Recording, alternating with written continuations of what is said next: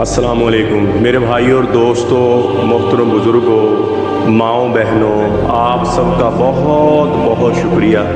جنہوں نے سبسکرائب کیا اور مجھے پسند کیا، لائک شیئر کیا، اور میں ان کا بہت شکر گزار ہوں۔ اللہ ان سب کو استقامت، عافیت دے، ان کے گھروں میں خوشیاں دے اللہ، اور ہر طرح کی مصیبت پریشانی کو اللہ دور رکھے، اور میری جو خدمت جو میں کر رہا تھا اس خدمت میں میری حوصلہ افزائی کی، اور میرا یہ خدمت کا سلسلہ